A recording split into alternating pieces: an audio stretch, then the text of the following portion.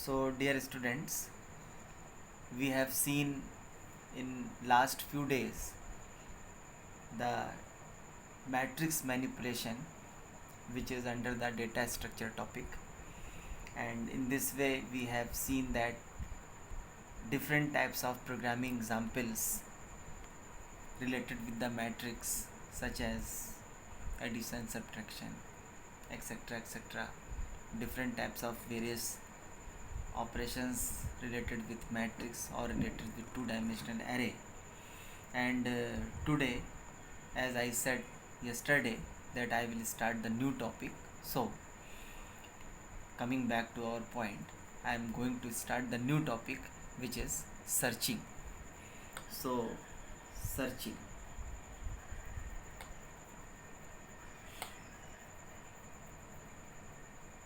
Searching technique.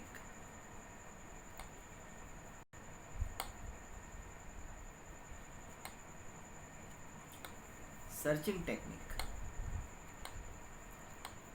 So, first of all, what is searching technique or what is searching?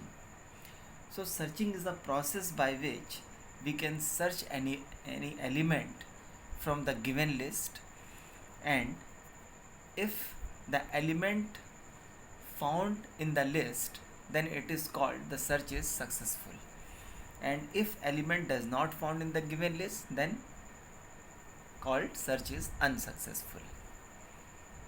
And if search is successful, then we can usually return the location on which the search item exists, and if search does not successful, then usually we return a sentinel value.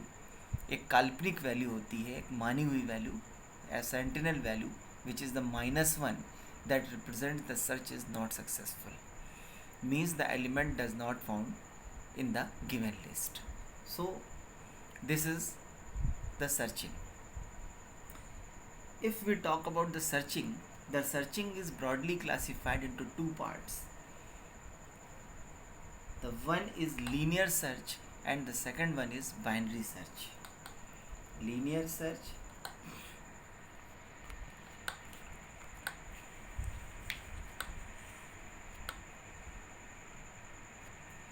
and binary search.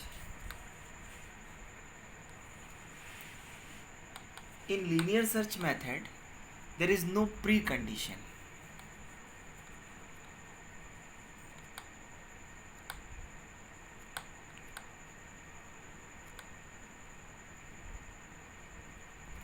No precondition means during the supplying the values of the list, we need not to remember the values are supplied in any specific order, in ascending order or in descending order. You can supply the values of the list in random order, means one value is 1, one value is 10, another value is 115, another value is 0, etc., etc. किसी भी form में आप value दे सकते हैं, random order में value दे सकते हैं, neither given in the ascending order nor given in the descending order. But as far as binary search is concerned, the precondition is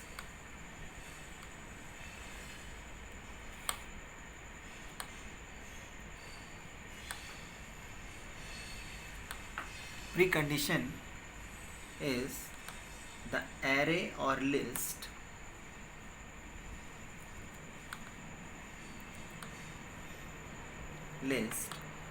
must be in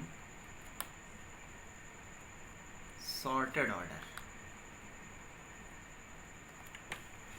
Means binary search only can be applied when the array is arranged in a sorted order, means it is arranged in either ascending order or in descending order. Otherwise we cannot apply the binary search in the list. We have to apply the linear search.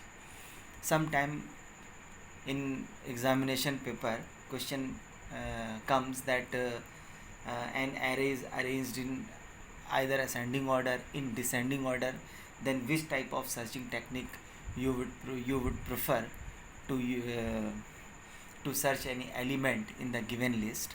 Then in this case we have to apply the binary search in that question. But if there is no condition is given that array is sorted or unsorted, then we can use the linear search. Linear search can be used in both type of array, in sorted order as well as in unsorted order, but binary search can be applied only in that situation when the array is arranged in sorted order. मतलब binary search केवल वहीं apply की जा सकती है जब array हमारा sorted order में ही होगा. लीनियर सर्च सॉर्टेड है तो भी अप्लाई कर सकते हैं, अनसॉर्टेड है तो भी अप्लाई कर सकते हैं.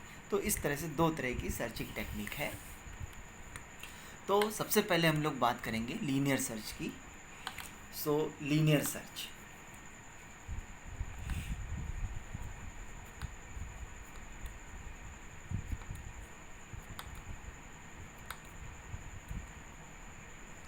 linear search method.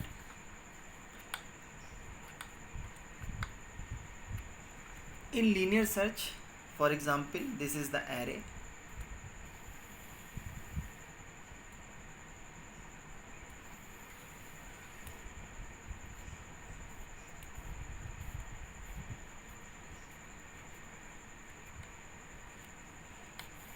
Suppose the name of the array is A, and this location is A0, A1, A2 dot up to A9. The total size of the array is 10. So the index of the array or subscript of the array starts from 0 to n minus 1, that is 10 minus 1, मतलब 0 to 9. Now suppose elements in this array is, these elements are arranged in random order. For example, 10, 1, 20, 3, 21, 5, 23,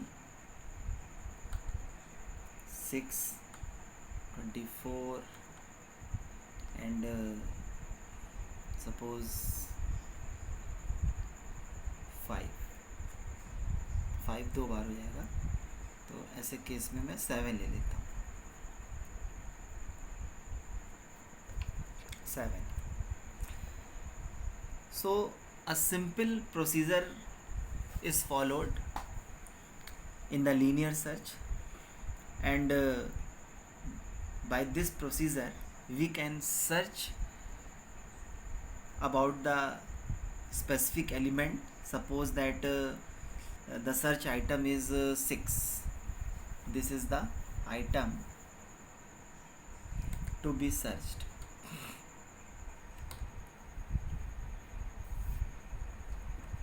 It is also known as key.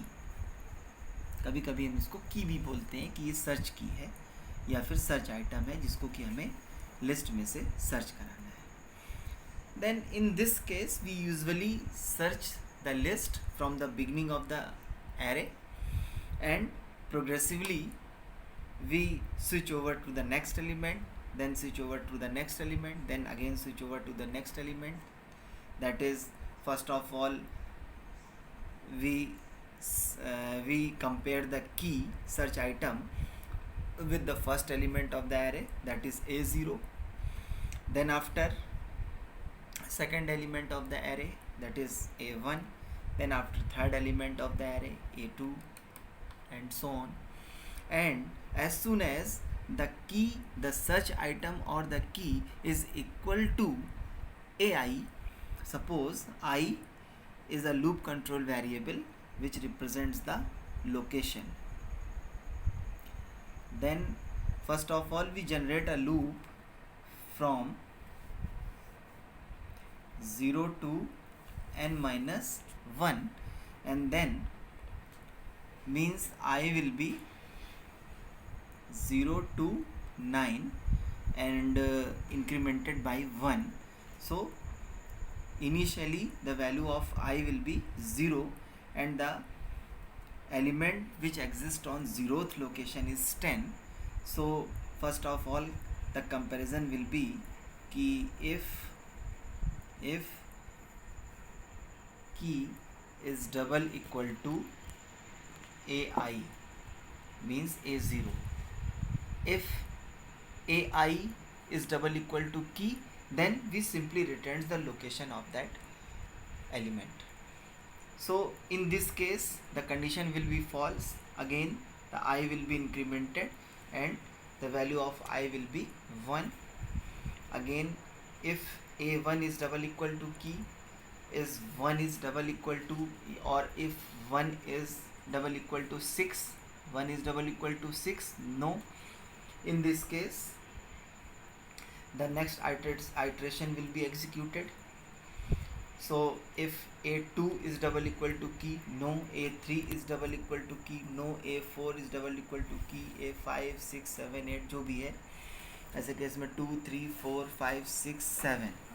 तो if a7 is double equal to key, yes, because the value of a7 is 6 and the value of key is also 6. So in this case this condition is true, and as soon as this condition is true we usually returns the location of that element, means location is 7. This is the location and I is equal to 7. So if element found in the array, then we return location, that is I. Otherwise we return -1, that is -1 is a sentinel value which represents that the array that the search item or the search key is not found in the array, and in this case we throw an error message through the program. So how this linear search is executed, ये आप लोग को समझ में आ गया है. Now we will implement the same linear search function by using the Python language. अब हम लोग क्या करेंगे कि Python के थ्रू इस linear search के फंक्शन को बनाएंगे. तो अब हम लोग इसका फंक्शन देखेंगे. Now we write a comment here, Python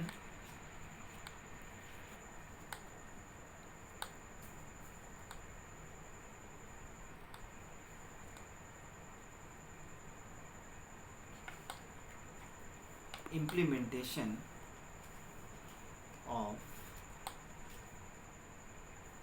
linear search method या टेक्निक, जो भी लिखना चाहे. So first of all declare the function def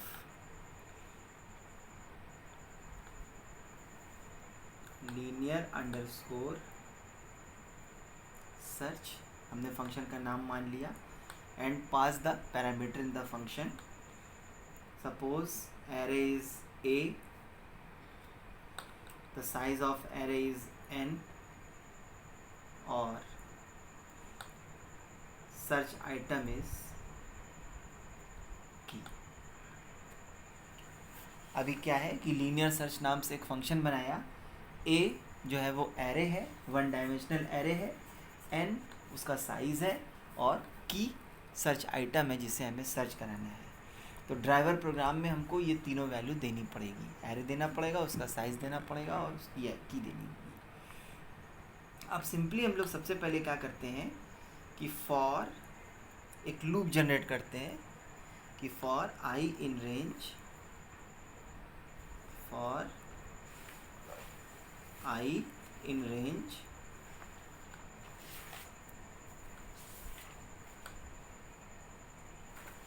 कहाँ तक लूप चलेगा, n तक चलेगा, मीन्स n-1 0 से लेकर के n-1 तक ये लूप चलेगा। और इस लूप के अंदर हम लोग एक कंडीशन चेक करते हैं कि if ai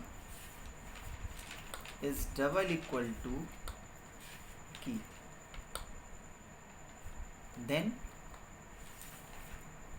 return I, otherwise अब पूरा अगर चेक कर लिया और उसके बाद भी अगर एलिमेंट फाउंड नहीं होता है तो ऐसे केस में इस लूप के मतलब इस इंडेंट्स के साथ में रिटर्न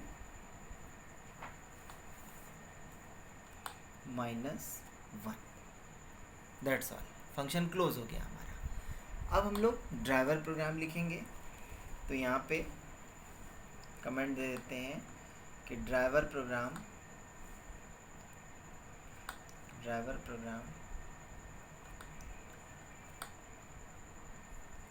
स्टार्ट्स हियर।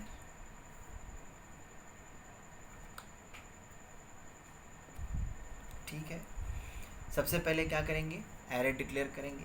तो सपोज हमने एरे डिक्लेयर कर दिया यहाँ से कि a इज इक्वल टू एक एम्प्टी लिस्ट हमने यहाँ से डिक्लेयर कर दिया। फिर क्या करेंगे कि साइज़ इनपुट कराएंगे एरे का, इसके अकॉर्डिंग साइज़ इनपुट कराएंगे। तो अब देखिए यहाँ पर हमने स्मॉल ए में डिक्लेयर कर दिया है, उसमें आप चाहे कैपिटल ए में डिक्लेयर करें चाहे स्मॉल ए में डिक्लेयर करें, या फिर यहाँ ए की जगह आप बी लिख दें, या फिर ए की जगह ARR लिख दें, या फिर ए की जगह ARRAY लिख दें, या फिर P लिख दें, या फिर अपना नाम लिख दें, उससे कोई फ़र्क नहीं पड़ता। क्यों?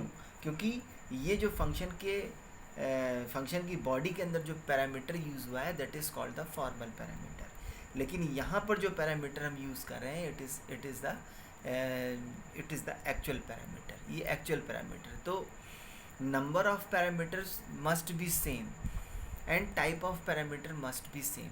Name of the parameter does not matters, name का कोई इतना मैटर नहीं है, लेकिन हाँ अगर आप चाहें तो यहाँ कैपिटल A भी यूज़ कर सकते हैं। तो मैंने यहाँ पे स्मॉल a यूज़ कर दिया। इसके बाद में फिर साइज़ इनपुट कराना है, तो अब इसी तरह से साइज़ को आप यहाँ पे n माना है तो यहाँ हम साइज़ भी मान सकते हैं, लेकिन आपके कन्वीनियंस के लिए यहाँ पे मैं n ही मान लेता हूँ। तो n is equal to integer input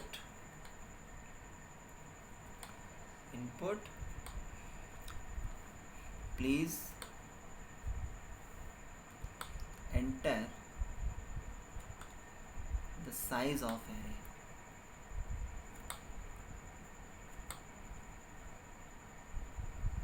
ये मैसेज मैंने यूज़र के लिए दे दिया और साइज़ को n के अंदर स्कैन करा लिया। अब नेक्स्ट स्टेप क्या है कि एलिमेंट्स इंसर्ट कराने हैं।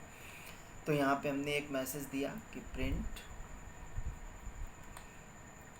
Now please enter the elements insert कराने हैं। तो यहाँ से हमने क्या किया, for I in range size -1 तक चलेगा, मतलब n, और इसके अंदर हमने एलिमेंट्स को मान लीजिए मैं num में इंसर्ट करा रहा हूँ। तो यहाँ पे मैं लिखा कि num is equal to integer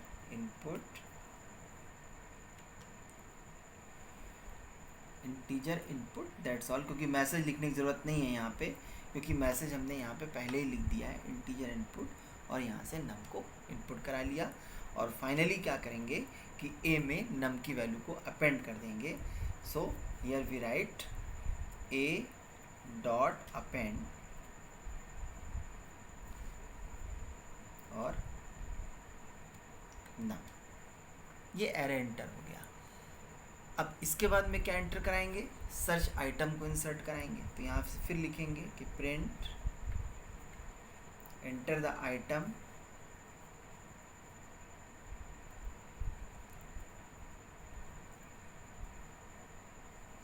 to be searched.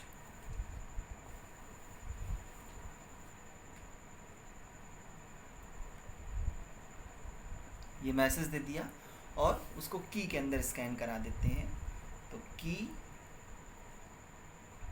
Is equal to integer input, item insert हो गया। अब हमने साइज ऑफ एरे इंसर्ट करा लिया, we have inserted the size of array, then after we have supplied the elements of the array, after that we have supplied the search item which is to be searched, means search की। अब इसके बाद हम क्या करेंगे, इसके बाद simply function को कॉल करा देंगे। तो जब हम फंक्शन को कॉल करा रहे हैं तो यहाँ पर हमने क्या किया, यहीं पर मैं बता रहा हूँ, यहाँ पर मैंने क्या किया कि यहाँ पे मैंने लिखा कि index is equal to linear search A N and key। अब यहाँ ध्यान देना है कि अगर आपने यहाँ पे स्मॉल ए माना है तो एरे में आपको यहाँ पे फंक्शन के अंदर आपको स्मॉल ए ही पास कराना पड़ेगा। अगर यहाँ पे आपने n माना है तो आपको यहाँ पे n ही पास कराना पड़ेगा। मान लीजिए अगर यहाँ साइज़ मान लेते तो फिर यहाँ साइज़ पास कराते, अगर यहाँ पे मैं की जगह आइटम मान लेता तो यहाँ पे मुझको आइटम पास कराना होता। यहाँ से मतलब नहीं है। अब वो अलग बात है कि हमने यहाँ पे सिर्फ कैपिटल ए और स्मॉल ए का डिफरेंस किया, बाकी दोनों चीज़ों को सेम मान लिया यहाँ पे, तो हमने सेम वैल्यूज़ को यहाँ पे पास कराया। लेकिन अगर आप डिफरेंट वैल्यूज़ मान लीजिए अगर असाइन करते तो ऐसे केस में आपको डिफरेंट वैल्यूज़ को ही यहाँ पे पास कराना पड़ता है, डिफरेंट वेरिएबल्स को भी पास कराना पड़ता है। ये क्या है, ये कॉलिंग फंक्शन है। यहाँ पे जो पैरामीटर पास हो रहा है वो क्या है, एक्चुअल पैरामीटर है। मैं फिर से रिवाइज कर रहा हूँ इस चीज़ को, ये एक्चुअल पैरामीटर है। ये क्या है, फंक्शन डेफिनीशन है। यहाँ पे जो पैरामीटर पास हो रहा है वो फॉर्मल पैरामीटर है। type of formal parameter and the number of formal parameter must be same as the type of actual parameter and number of actual parameter. Name of formal parameter and name of actual parameter can be different according to the user's choice, according to the programmer's choice, but type and number should be same during the calling of the user defined function।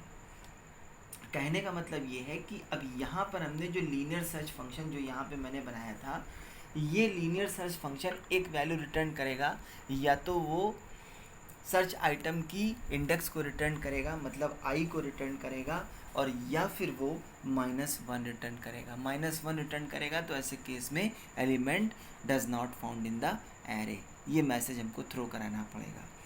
तो जो भी value ये array, ये function जो भी value return कर रहा है, या तो -1 रिटर्न कर रहा है या फिर index of the array return कर रहा है, उसको हम किस में स्टोर कर रहे हैं, उसको हम इंडेक्स नाम के वेरिएबल के अंदर स्टोर किए ले रहे हैं। और अब एक कंडीशन लगा देते हैं यहाँ पे कि if index is double equal to -1, अगर इंडेक्स -1 है तो -1 का क्या मतलब है, element does not exist in the array. तो एरर मैसेज थ्रो करा दीजिए कि print sorry element not found. ठीक है। और अगर ये कंडीशन फॉल्स निकलती है, मैंने मतलब -1 नहीं रिटर्न कर रहा है, तो इसका मतलब कि इंडेक्स रिटर्न करा रहा है। तो ऐसे केस में जो भी इंडेक्स आ रही है वो इसमें इंडेक्स में स्टोर हो जा रही है। तो ऐसे केस में इस वैल्यू को प्रिंट करा दीजिए कि एल्स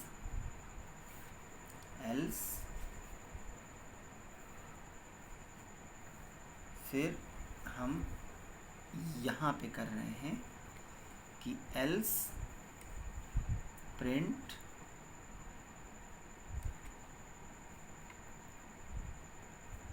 फाउंड ऑन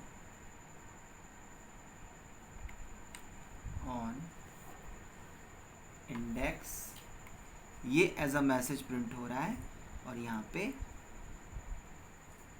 इंडेक्स को मैंने प्रिंट करा दिया और दैट्स ऑल। ये प्रोग्राम आपका सॉल्व हो गया।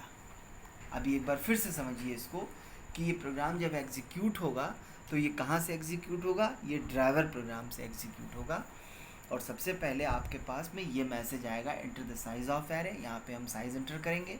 इसके बाद में आएगा कि now please enter the elements, यहाँ पे हम एलिमेंट्स साइज़ अगर 5 इंटर किया तो 5 एलिमेंट इंसर्ट करेंगे हम लोग। इसके बाद में फिर क्या होगा कि आइटम को एंटर करना पड़ेगा, सर्च की को एंटर करना पड़ेगा, सर्च की एंटर करेंगे।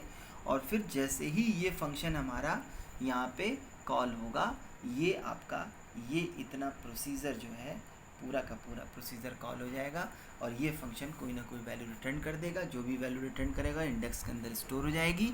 अगर -1 रिटर्न कर रहा है ऐसे केस में एरर मैसेज थ्रो हो जाएगा। अगर -1 नहीं रिटर्न कर रहा है तो एरे की कोई ना कोई लोकेशन रिटर्न कर रहा है, वो भी इंडेक्स में स्टोर हो जाएगी और वो लोकेशन यहाँ से प्रिंट हो जाएगी। तो इस तरह से लीनियर सर्च का क्वेश्चन होगा और फंक्शंस के थ्रू होगा। As far as your board examination is concerned, there is much possibility to ask the same program but only the function। आपसे केवल ये फंक्शन बनाने के लिए कहा जाएगा, मतलब ये इतनी चीज़ लिखने के लिए कहा जाएगा क्योंकि यही मेन है प्रोग्राम में। ये सब चीज़ें तो एडिशनल मानी जाएंगी कि ये सब चीज़ें तो आपको आती ही हैं। एरे को एंटर कैसे करना है, साइज़ को कैसे एंटर करना है, ये सारी चीज़ें आप कर लेंगे। लेकिन मेन प्रोसीजर तो प्रोग्राम का यही है। Procedure means function, function means method. तो वो आपसे केवल ये फंक्शन पूछेंगे यहाँ से। तो ये फंक्शन मेन है, ठीक है ना। तो ये इस तरह से ये लीनियर सर्च का फंक्शन है, ठीक है। अब हम लोग नेक्स्ट बाइनरी सर्च के बारे में डिस्कस करेंगे।